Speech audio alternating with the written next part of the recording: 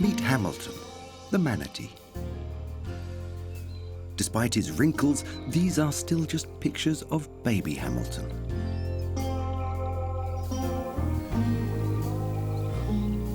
Hamilton lives in a place where others like to go on vacation, Florida's west coast. He commutes between the Gulf of Mexico and the inland rivers.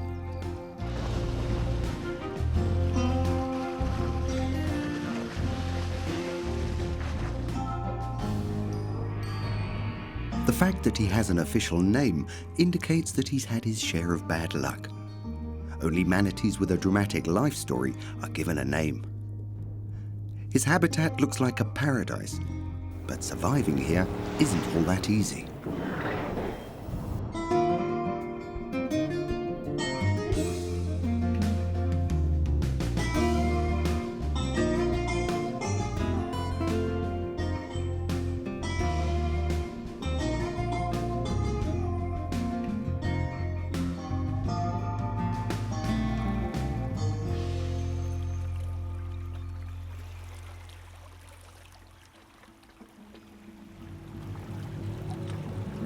In western Florida, it's hard to say where the ocean ends and the rivers begin.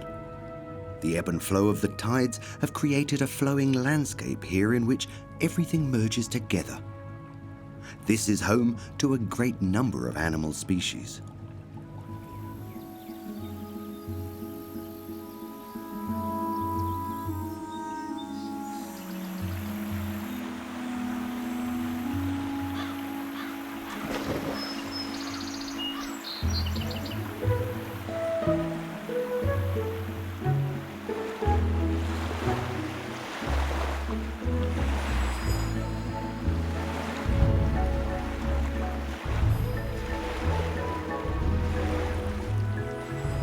The largest among them is also the most gentle.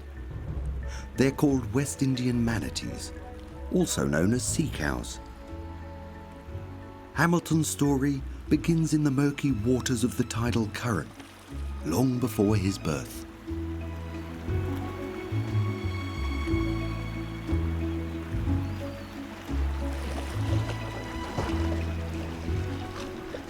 Manatees have to eat 1/10 of their body weight every day. Sometimes that takes up to 60 kilos of plants, which can take them almost all day.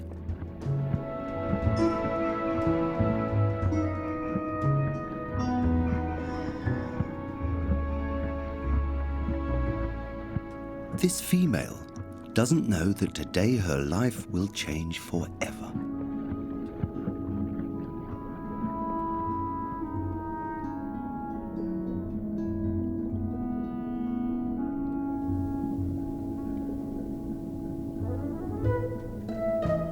Scientists have marked this male. They also gave H9 a real name, Muddy Baron. Muddy Baron is in high spirits. But it's not only Muddy Baron in spring fever, he's joined by some of the other males. They follow Hamilton's mother-to-be, who is not particularly enamored by the attention of her followers.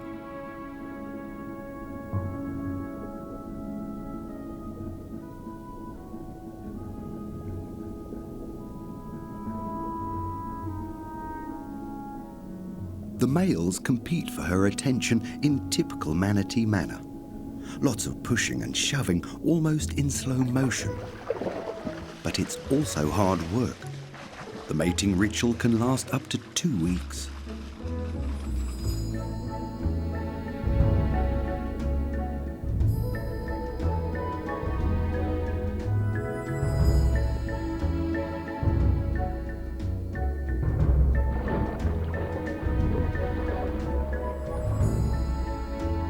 The female will only choose her partner when there is more than one male to court her.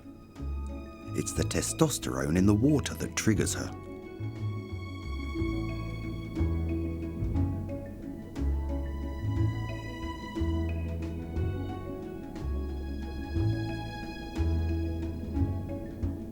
And it seems that Muddy Baron is the lucky one. Mating itself can take hours. It's a game of skill for both partners.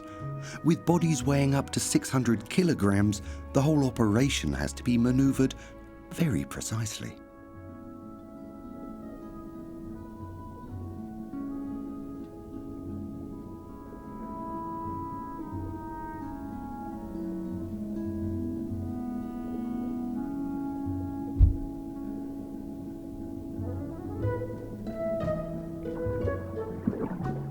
After mating successfully, the pregnancy can last up to 14 months.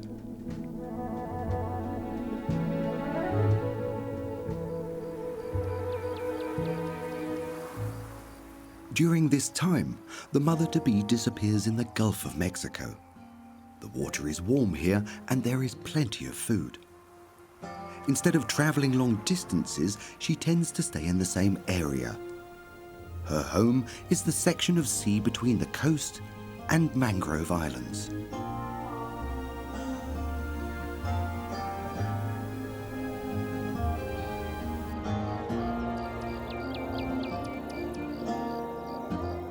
The mangroves are a true blessing for the tropical coasts. Few habitats provide food and shelter to so many different species of animals. Along with coral reefs and rainforests, they are among the most important ecosystems on the planet.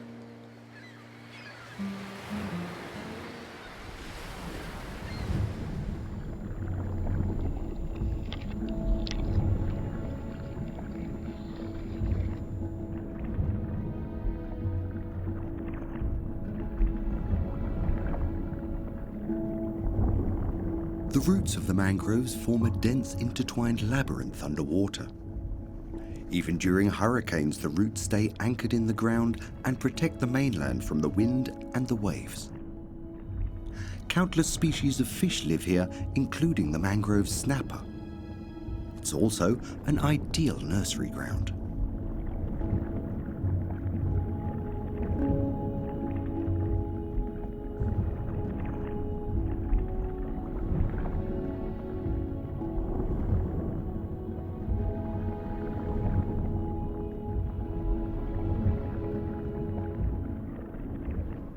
The upper floor is the kingdom of the birds. Pelicans, cormorants, grey herons, and numerous others nest here.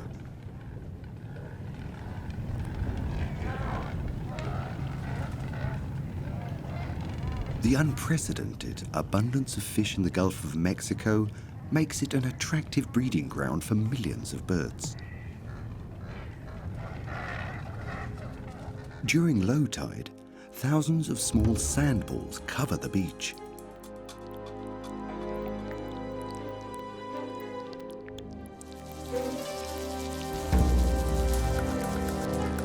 They come from the fiddler crab. Even though they're very small, they play a huge role in the mangroves. They suck their food out of the sand, algae, fungus, and microbes, and then they form small bowls from the clean sand. Without this mass of fiddler crabs, the mangroves would be smelling more like a musty death zone.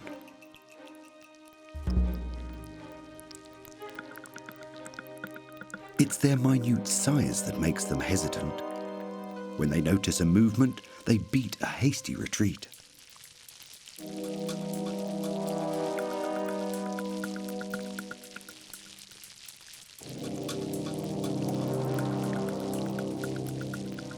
There is always lots going on at the beach, so the fiddler crabs lead a very busy life.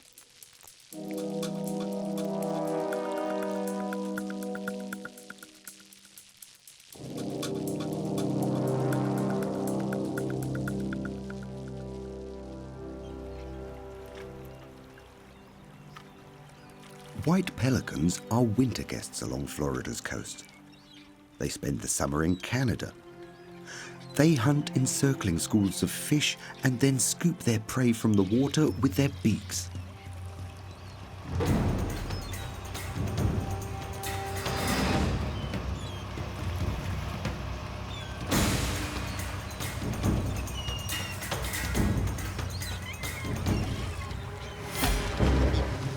hunting technique of brown pelicans is far more spectacular. They home in on individual prey, captured in a daredevil display of diving.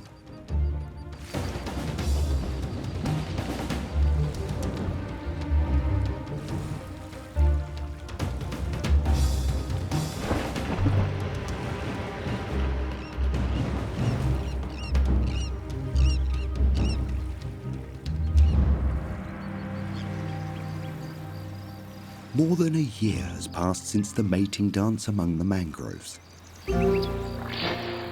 Many manatees seek out parts of the river that have been sectioned off from boats and swimmers.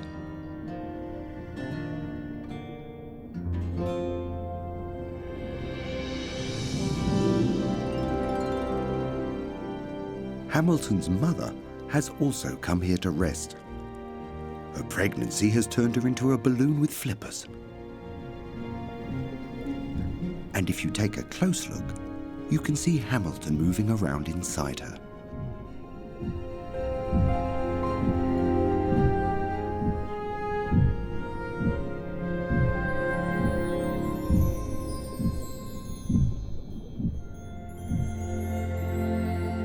He certainly seems to have more energy than his mother. Manatees are often considered to be cumbersome and sluggish, but by comparison, Hamilton's mother is practically moving in slow motion.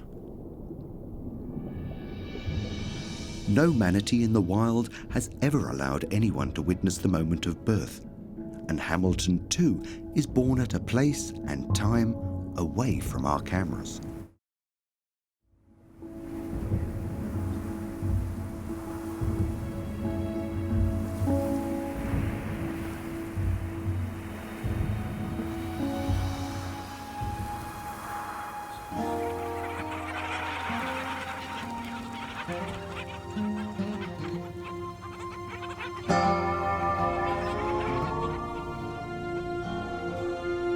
Then one fine day, the mother finally has someone at her side.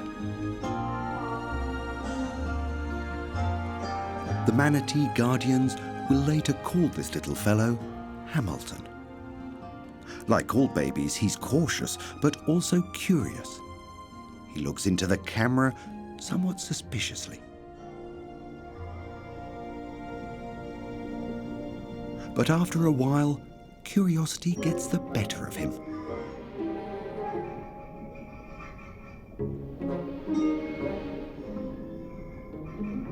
His mother thinks that's all a bit too much. She instinctively wants to protect him.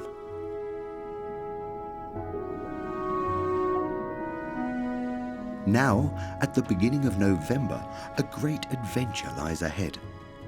They'll make their way to one of Florida's natural treasures.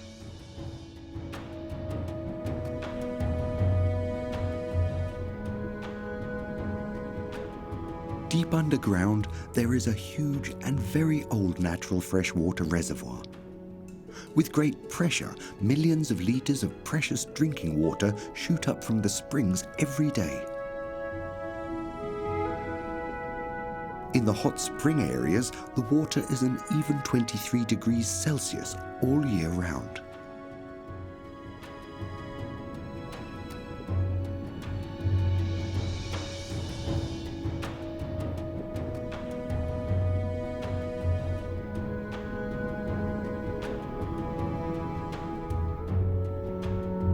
Entire rivers source through here.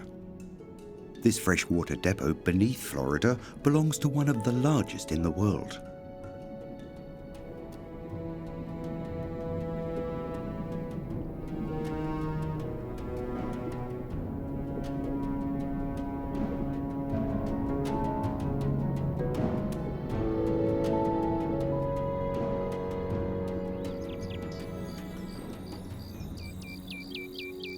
One of the most famous freshwater sources are the Three Sisters Springs in Florida's Crystal River. There are, quite literally, 3 spring areas, hence the name. The natural springs are home to many animals. At once, the amount of fish here is astonishing. They can find an abundance of food because of the nutritious water. But they are not safe from their hunters here.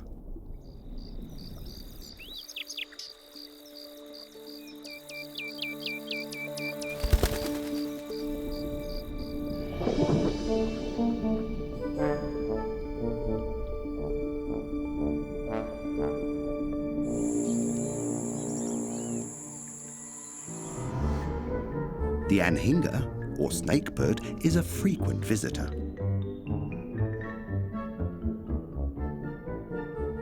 With its abilities to stay underwater for long periods and move at speed, it's an extremely accomplished hunter.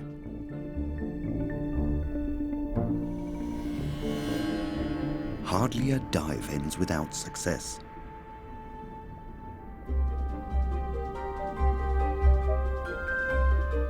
Snapping turtles like these young are usually well hidden, but this spring offers neither thick vegetation nor mud, so it seeks shelter in a cave.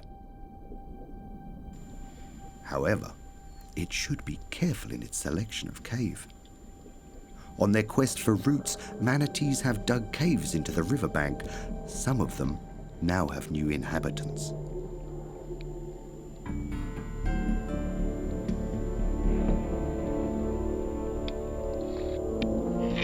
Alligators are common in Florida's waterways.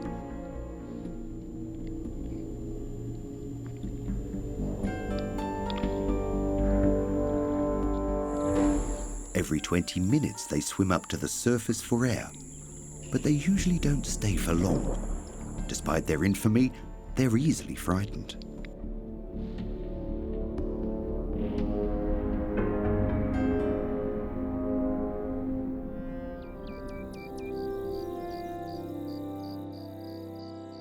Manatees come here every winter.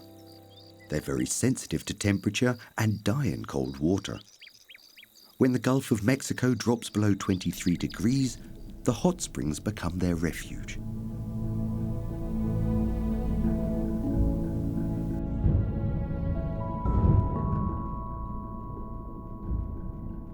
Hamilton has also survived the long, hard journey. His mother led the way, guided by an astounding sense of direction and her finely tuned receptors for the heat and flow of the currents. Before her, her mother came here. The knowledge is passed down the generations. Swimming against the current is exhausting for Hamilton. No wonder he's hungry. Manatees' teats are located near their armpits. But right now, Hamilton's mother has other things on her mind. First, she'd like to find somewhere a bit quieter to rest.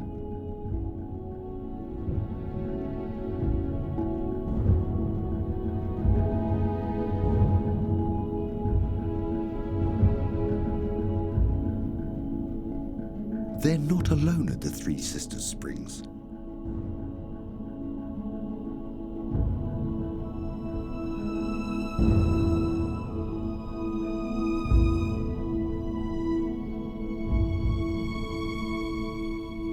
More than 600 manatees have made their way to the area this year. They're worn out from the long journey, some of them suffering from the stress of the cold.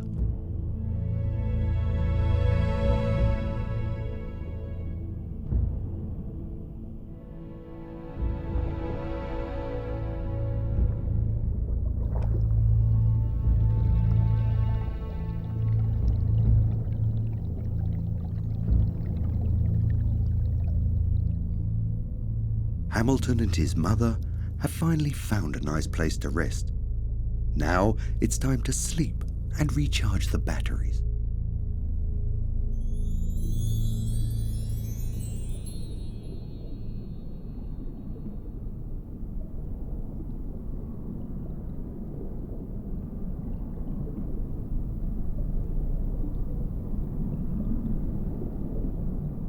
The temperature here is a life-saving heat.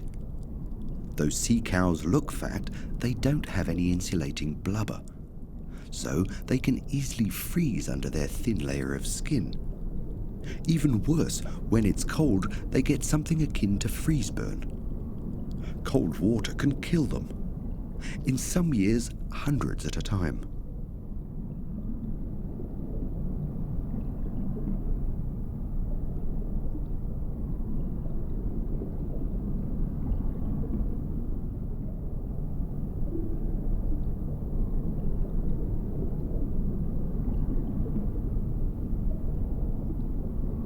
If they survive the cold, there is another problem to solve. The spring's environment does not offer enough food for all the manatees. This manatee nibbles on weed that it can only reach during high tide. Some manatees are true gourmets. This one drinks fresh water straight from the spring.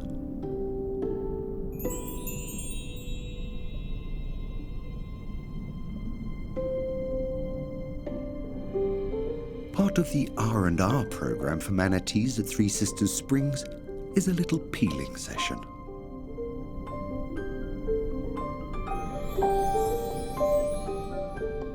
Sunfish have set up a cleaning station in one corner of the inlet. They remove parasites, algae, and barnacles from the manatee's skin.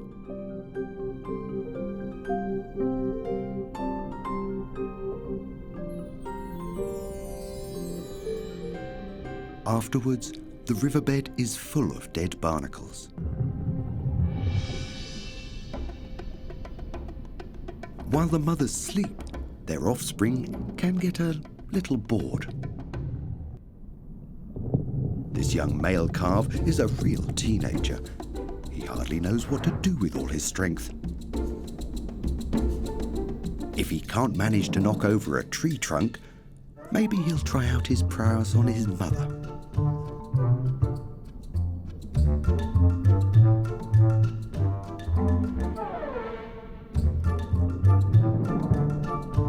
He exhibits another typical sign of a full-blooded teenager, a budding interest in the opposite sex.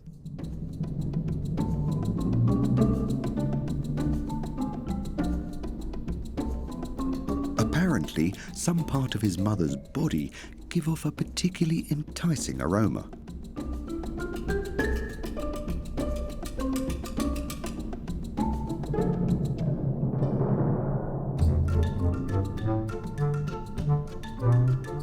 Escape, it seems, is fruitless.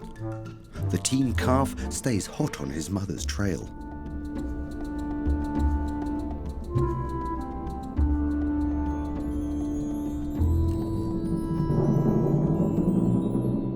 With the infinite patience of any manatee mother, the female tolerates her son's inquisitive impulses.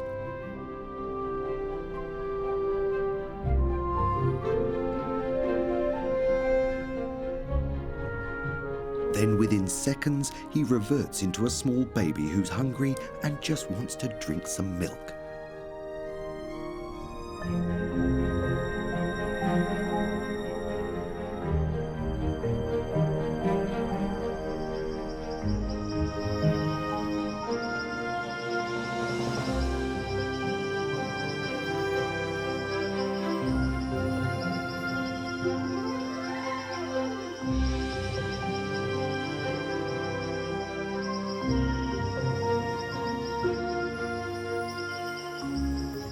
Of course, such a warming paradise like the Three Sisters Springs doesn't only attract manatees in the winter.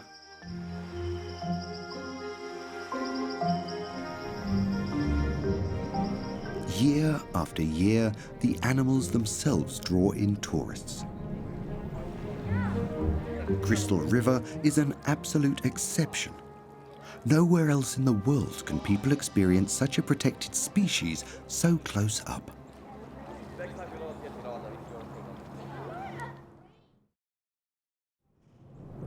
Hamilton has just woken up. And what would any well-mannered manatee do right after sleeping? Brush his teeth, of course. It's always handy to have a bearded snorkeler nearby.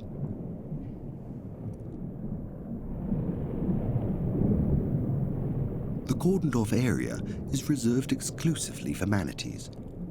Back here, they can enjoy the heat bubbling from the springs undisturbed.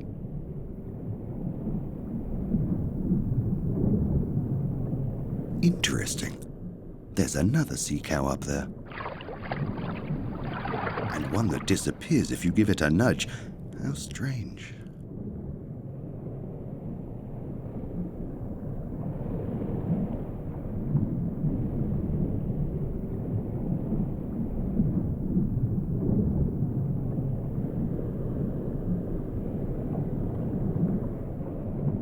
It's a good thing there are some other real ones around to play with.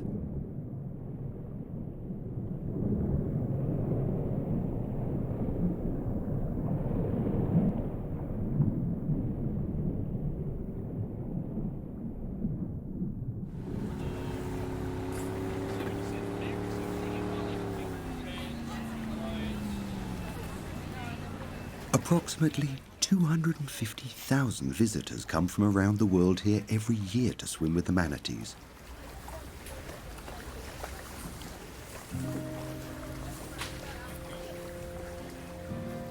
Volunteers help keep watch that no one goes into the protected areas.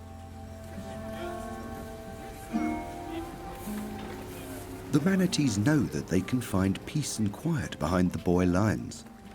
They sleep crowded together, out of range of the snorkelers.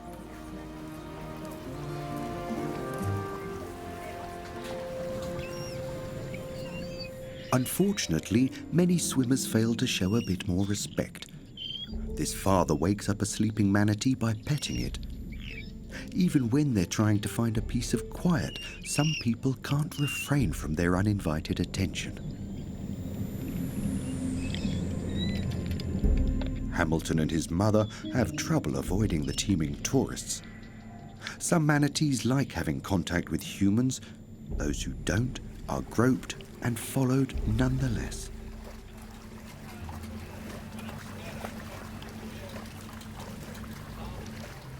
The volunteer sanctuary guards can't be everywhere at once.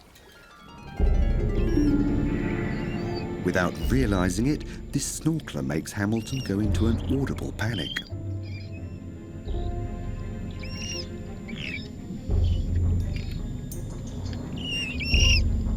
When trying to escape his pursuers, Hamilton experiences the worst thing possible for a manatee baby. He becomes separated from his mother. But she responds as calmly as ever and moves to comfort her frightened baby.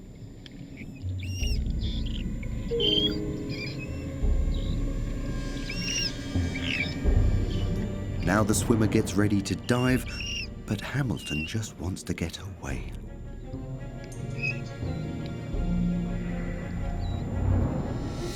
The two make their escape from the springs in a hurry. But that's not such a good idea.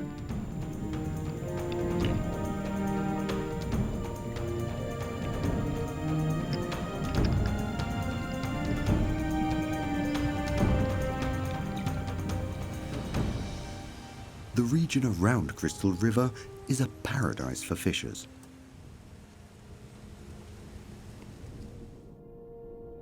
Manatees like to use anchoring ropes as dental floss. Calves especially like to chew on it when they're teething. This leaves them open to the risk of swallowing fishing hooks.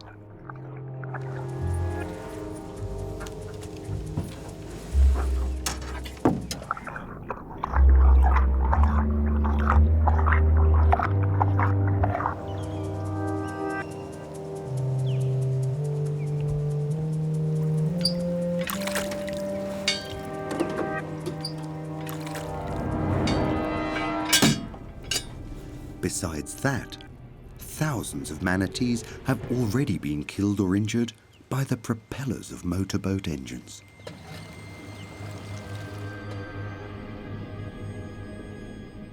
A narrow escape.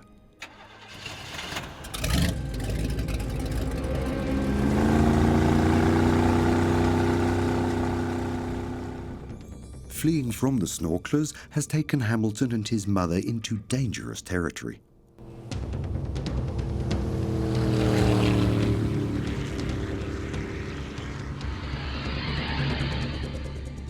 Boat owners know that manatees live around here, but still.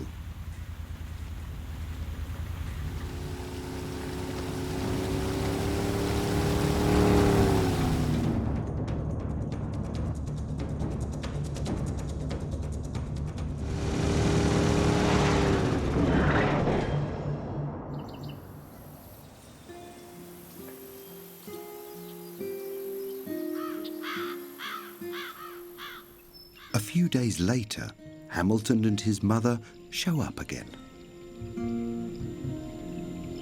At first glance, they both appear to be unharmed, but then comes the shocking truth. Hamilton was obviously hit by a boat. There are clear marks where the propeller blades have cut into his flesh.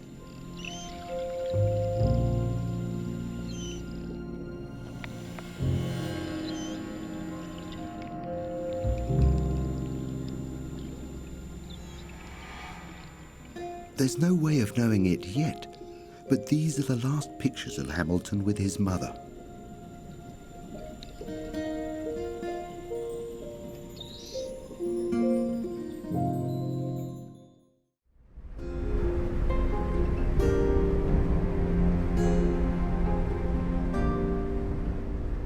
A few days later, in a residential area near the water, a local resident discovers a dead manatee in a small bay. It's Hamilton's mother. What happened? Had she been injured along with Hamilton, or was there another accident? Nobody knows for sure. Employees of the Fish and Wildlife Service come to remove the dead animal.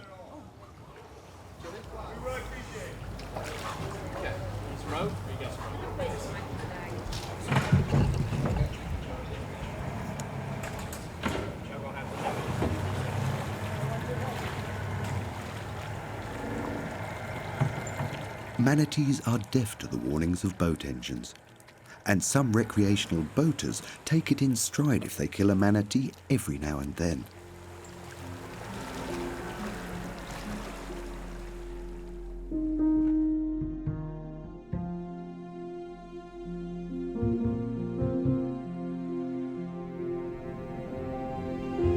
Now Hamilton has to get by on his own.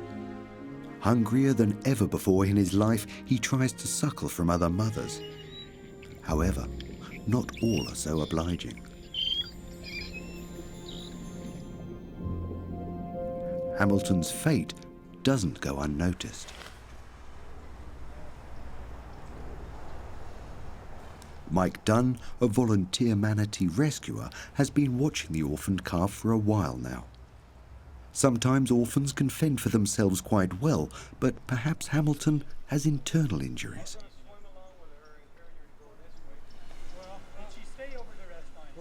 The experts from the Fish and Wildlife Service decide to take him out of the water.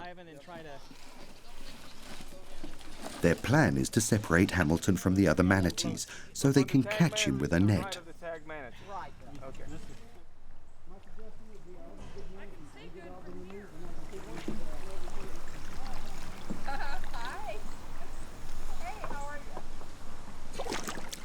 But the manatees now show that they are neither slow nor stupid. Hamilton stays close to another manatee. When they sense the alien object, they quickly flee.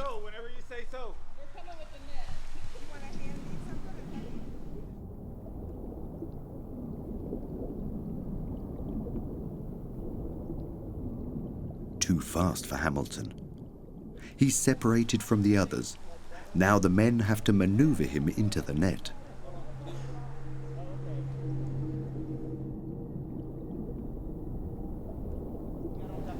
All right.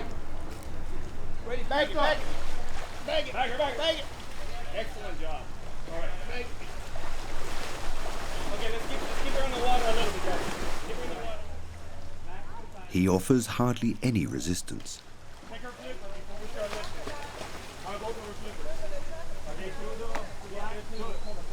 On land, manatees usually give up all resistance.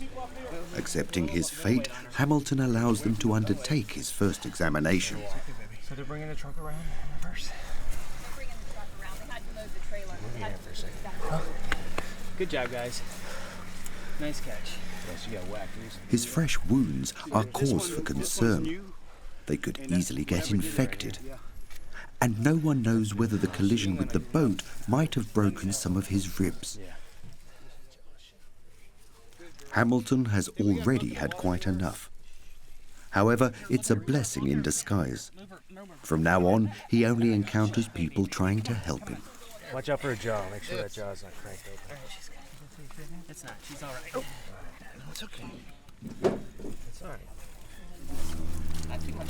A splash of water triggers his breathing reflex. She's not going to breathe that quick. Just hang on. Is the unfamiliar air making his eyes water? Or can manatees shed tears? He'd certainly have good reason to cry.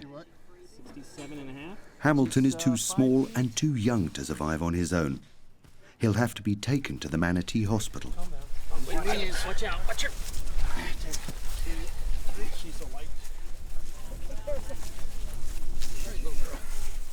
Watch your feet. Yeah, watch yourself, guys. No, but we got one of those pads. I've got one in the Every year, dozens of manatees have to go through the same procedure.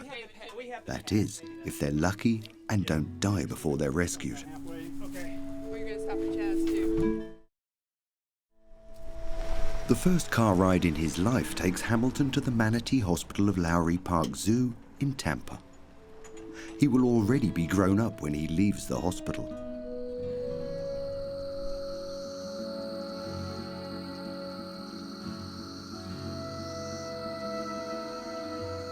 On Florida's Gulf Coast, life goes on as if nothing had happened.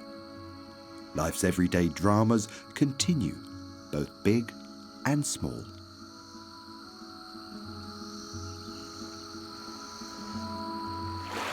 Water spouts in the distance.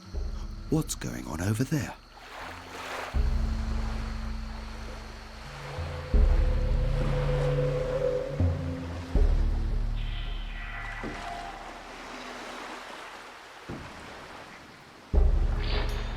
The bottlenose dolphins here have developed some very special feeding tactics. Despite putting themselves at risk of becoming stranded in the very shallow waters.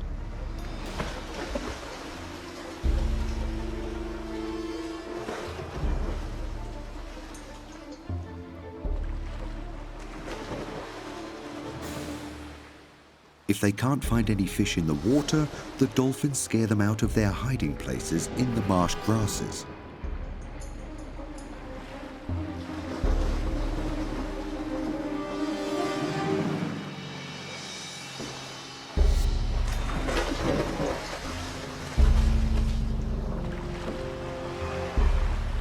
Too bad. None of the fish are falling for the trick today. But the dolphins have refined a good backup plan. A splash of the tail fin is the starting signal. The dolphins use the escape instincts of their prey against them. Mullets instinctively jump out of the water in panic, and that's precisely what the dolphins were counting on. Here it is again in slow motion. First, a dolphin swims in a circle, stirring up a cloud of silt and air bubbles that creates an impenetrable barrier for the fish. One of the dolphins darts into the surrounded school of fish, sparking up panic.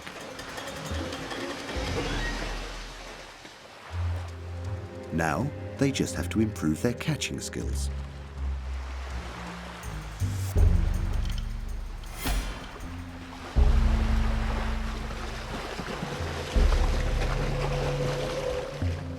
No luck. Time to let off some steam on a weaker colleague.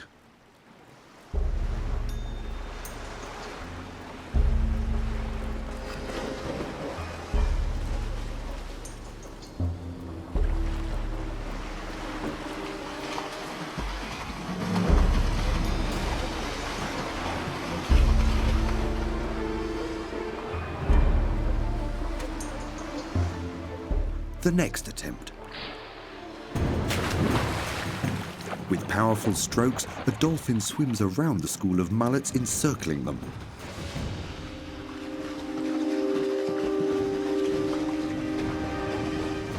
The mullets panic.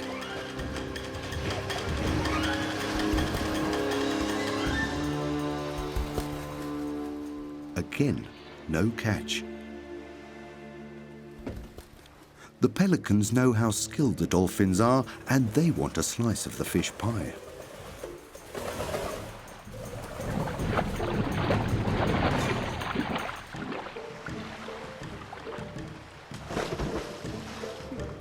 The dolphins are out of luck today, but one of 3 pelicans will have had enough to eat.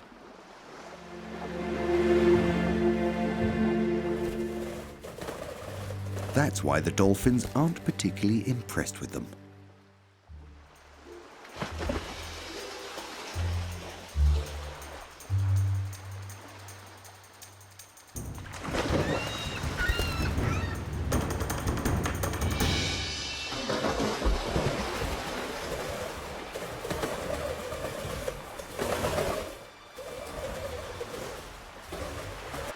A sore loser lets out his frustration on one of his more successful comrades. While the pelicans are quarrelling, the dolphins finally meet with a little more success.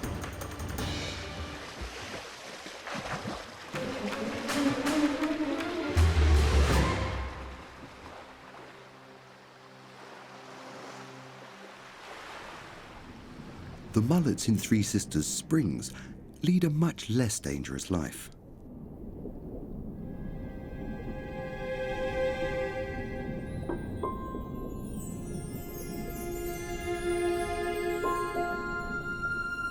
Here the manatee season is drawing to an end.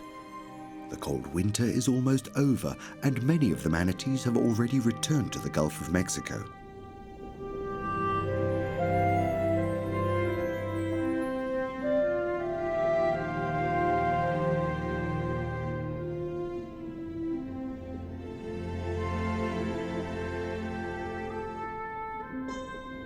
In February, the weather starts to warm up. Some manatees remain. Now at the source of the Three Sisters Springs, there will be a new kid on the block.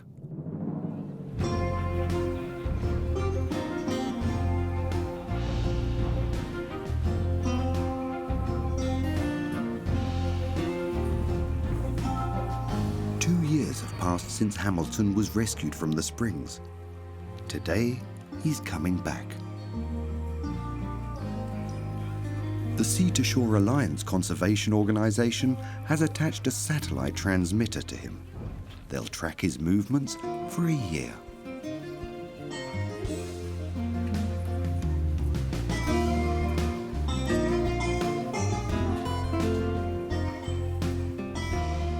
This once little baby has become a big, strong sea cow. He hasn't lost any of his feistiness and resists as best as he can.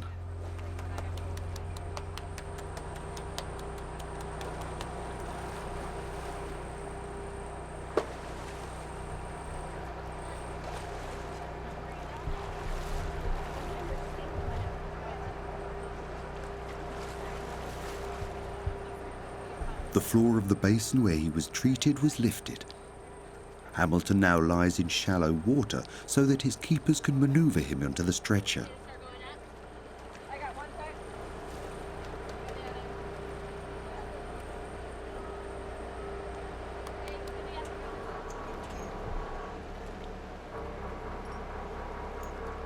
Once again, Hamilton is fed up.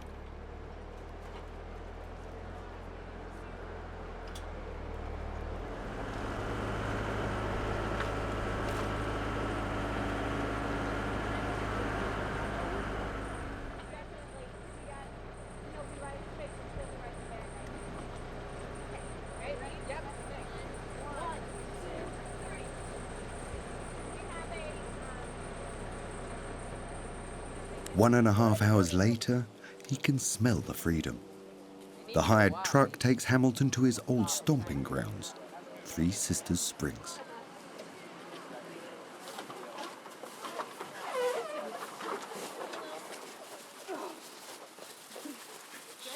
Hamilton still doesn't know what's happening to him. He just wants to get out of here.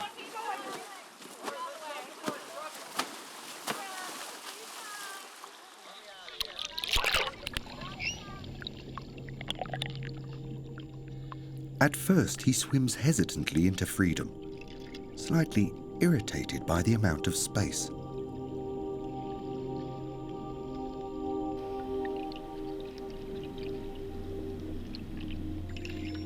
But then he makes an incredible discovery. Unlike in the rehabilitation tank, here he can keep swimming straight ahead for a long time.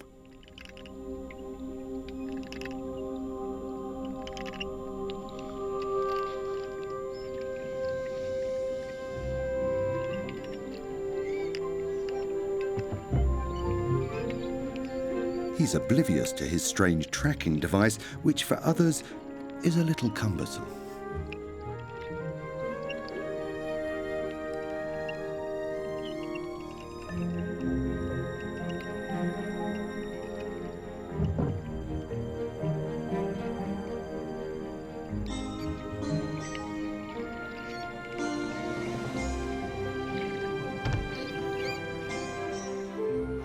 Then he makes another amazing discovery.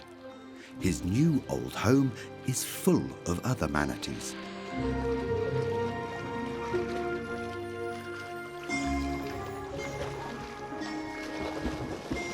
What looks like a happy reunion among old friends could also be something else. Manatees are always willing to form a spontaneous mating herd.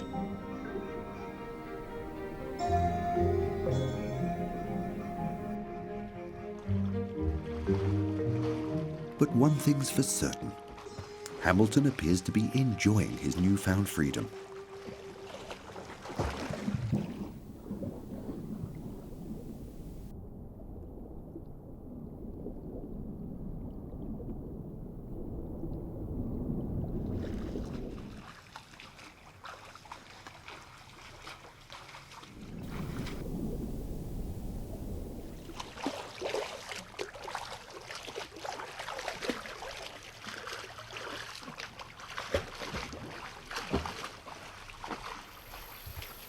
Overnight, Hamilton disappears without a trace.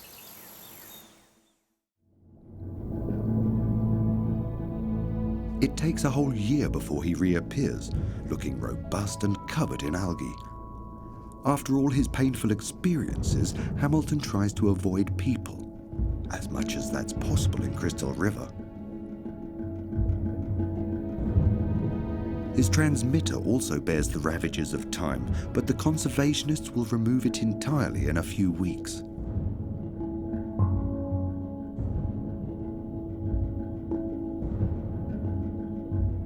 Will he ever be found again without the satellite system? He prefers to stay hidden in the murky depths of the Gulf of Mexico.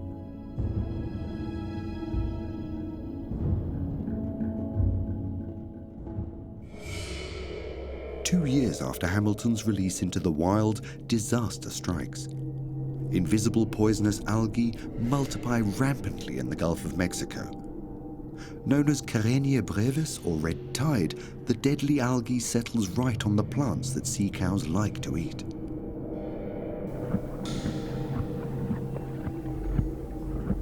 For the animals, there's no escaping death. They have no defenses against the toxic algae and succumb helplessly.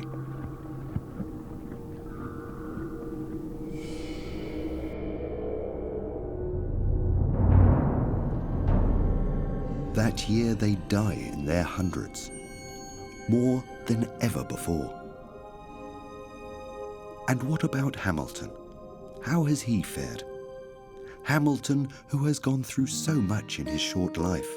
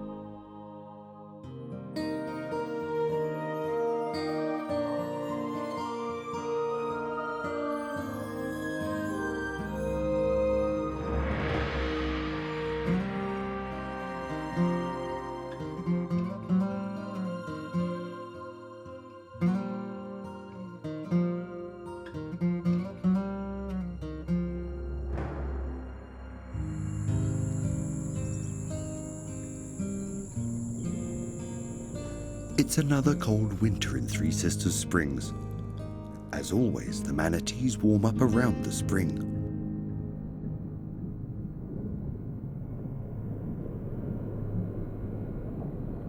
Will Hamilton be here as well? He is, and has survived the toxic algal bloom. Maybe the tides have turned for him, and after all those years of misfortune and pain, perhaps fate has a bit of luck in store for him. He has certainly earned it.